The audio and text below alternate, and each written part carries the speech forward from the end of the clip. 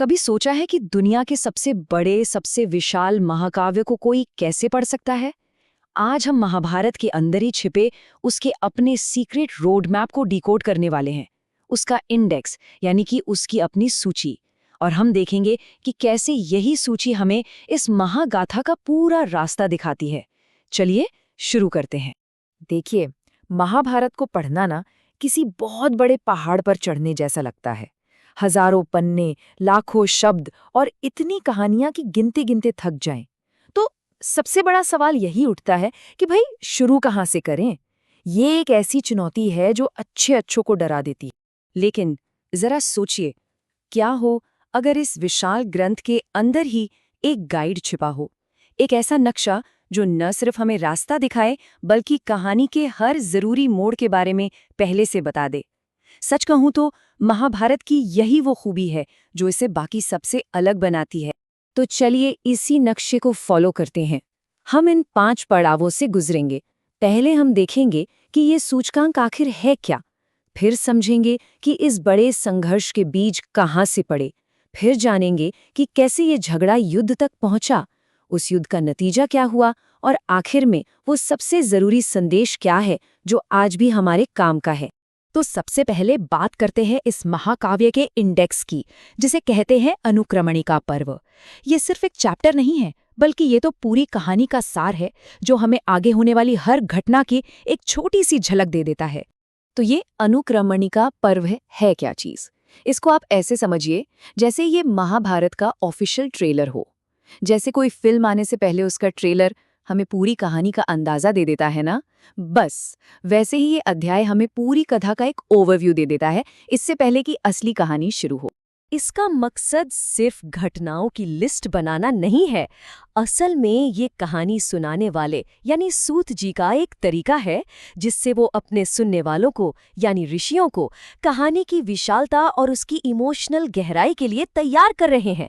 एक तरह से वो कह रहे हैं, तैयार हो जाइए क्योंकि जो आप सुनने वाले हैं वो बहुत बड़ा और गहरा है। ठीक है, तो अब जब हमें नक्शा मिल गया है तो चलिए कहानी की जड़ों तक चलते हैं। देखते हैं कि कौरवों और पांडवों के बीच की वो दुश्मनी जिसने एक पूरे राजवंश को ही बांट दिया, वो आखिर शुरू कहाँ से हुई। यहाँ हम देख सकते हैं कि कैसे एक ही पेड़ की 2 शाखाओं की तरह कुरुवंश 2 हिस्सों में बट गया। धृतराष्ट्र और पांडु के जन्म के साथ ही सत्ता के 2 दावेदार खड़े हो गए, और जब उनके बेटे यानी कौरव और पांडव पैदा हुए तो ये बंटवारा एक खुली दुश्मनी में बदल गया, और यहीं से उस बड़े संघर्ष की नींव पड़ी। लेकिन सोचने वाली बात है, एक परिवार की आपसी दुश्मनी इतने बड़े महायुद्ध में कैसे बदल गई। चलिए उन घटनाओं को एक एक करके देखते हैं जिन्होंने इस तनाव को बिल्कुल चरम पर पहुंचा दिया। ये टाइमलाइन साफ साफ दिखाती है कि युद्ध की आग कैसे धीरे धीरे भड़की। लाक्षागृह के षड्यंत्र से लेकर द्रौपदी के अपमान तक हर घटना ने मानो आग में घी डालने का काम किया। हालात इतने बिगड़ गए कि भगवान कृष्ण के शांति के प्रयास भी नाकाम हो गए और युद्ध होना लगभग तय हो गया। और सबसे जरूरी बात यह है कि ये तबाही अचानक नहीं हुई, जैसा कि अनुक्रमणिका पर्व हमें पहले ही इशारा कर देता है। ये तो घटनाओं की एक चेन थी, एक डोमिनो इफेक्ट।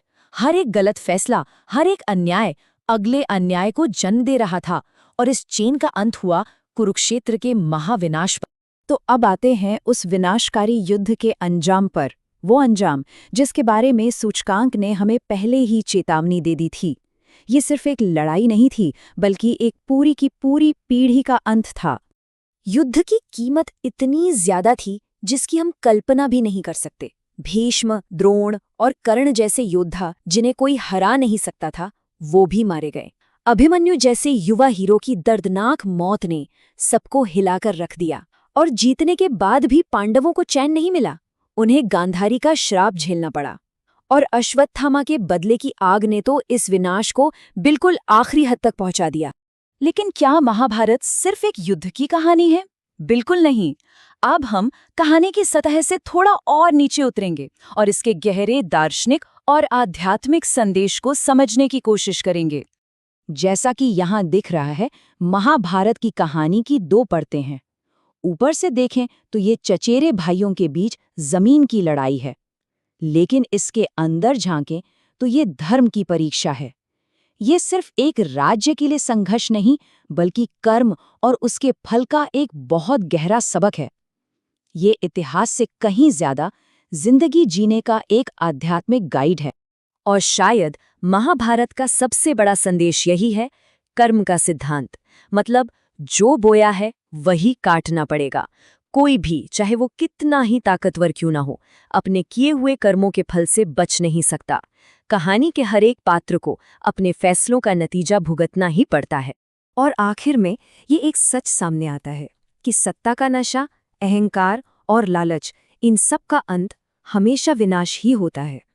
सिर्फ धर्म का रास्ता, यानी सही आचरण और अपनी ड्यूटी निभाना ही इंसान को बचा सकता है। ये महाभारत का वो सबक है जो हर जमाने में हर किसी के लिए सच है। तो महाभारत हमें धर्म का एक नैतिक कंपस देता है, जो हमें सही और गलत के बीच का रास्ता दिखाता है।